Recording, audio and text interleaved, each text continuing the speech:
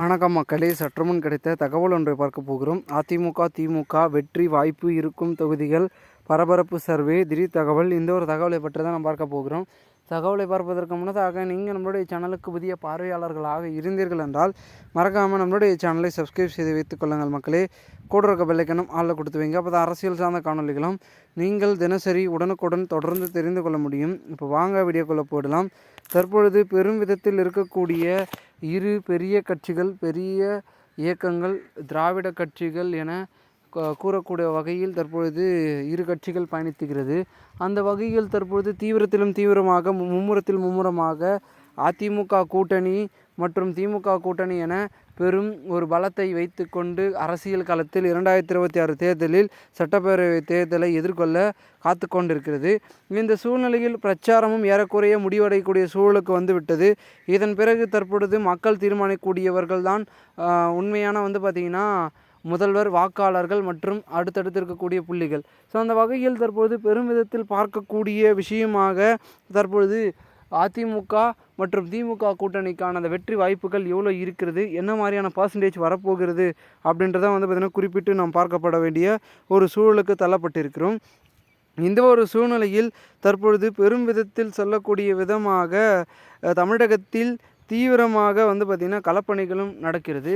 அந்த வகையில் தற்பொழுது பெரும் விதத்தில் சொல்லக்கூடிய விஷயமாக பார்த்திங்கன்னா அதிமுகவுக்கான அந்த வெற்றி வாய்ப்புகள் என்பது கொஞ்சம் அதிகமாகவே இருக்கிறது. திமுகவை காட்டிலும் அதிமுகவுக்கு கொஞ்சம் ஒரு 2-3% மட்டுமே அதிகமாக இருக்கிறது. மீதி திமுக பார்த்திங்கன்னா ஒரு 48-49% இருந்தாலும் அதிமுக 50 இல்லை 51%, 52% தான் இருக்கும். ஏன்னா கொஞ்சம் முன்ன பின்ன இருக்குது. ஏன்னா பார்த்திங்கன்னா மாறுதலை யோசிக்கக்கூடிய மக்கள்கள் இப்போ அதிகமாக இருக்கிறாங்க. அப்படி இருக்கும் பட்சத்தில் திமுகவுக்கு வாய்ப்பு கொடுத்தது போதும், இப்போ அதிமுகவுக்கு கொடுக்கலாம், எடப்பாடியார் ஆட்சி நல்ல ஆட்சி அப்படின்ற மாதிரியான பேச்சுக்களும் ஒரு பக்கம் பேசக்கூடிய சூழலுக்கு வந்து விட்டோம். ஸ்டாலினுடைய ஆட்சியை தற்பொழுது பார்த்துட்டோம், எடப்பாடியார் ஆட்சியை நம்ம பார்ப்போம் அப்படின்றத தற்பொழுது இருக்கக்கூடிய மக்கள்களும் புரிந்து கொண்டிருக்கிறார்கள்.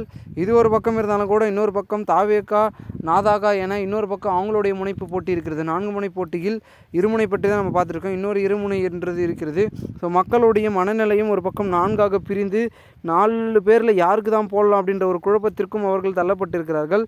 ஸோ இந்த ஒரு சூழ்நிலையில் தமிழகத்தில் பெரும்பாலான இடங்களில் இந்த மாதிரியான சிக்கல்கள் ஏற்பட்டாலும் கூட பெரிதும் யோசிக்கக்கூடிய மக்கள்கள் என்னவென்றால் ஒரு புரிதலும் தெளிவும் கிடைத்தால் போதும், நாம் வெற்றியை யாருக்கு கொடுப்பது அப்படின்றத நம்ம பார்த்திங்கன்னா நிர்ணயித்து விடலாம் அப்படின்ற ஒரு முடிவில் அவர்கள் இருந்து கொண்டிருக்கிறார்களாம்.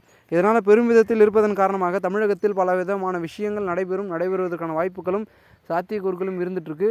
பொறுத்து பார்ப்போம் என்ன நடக்கிறது, ஏது நடக்க போகிறது அப்படின்றத. மேலும் இந்த ஒரு தகவலை குறித்த பொதுமக்கள் உங்களுடைய கருத்துக்களை கூறுங்கள். இது போன்ற நீங்கள் அரசியல் சார்ந்த நிகழ்வுகளாம் தினசரி தெரிந்து கொள்ள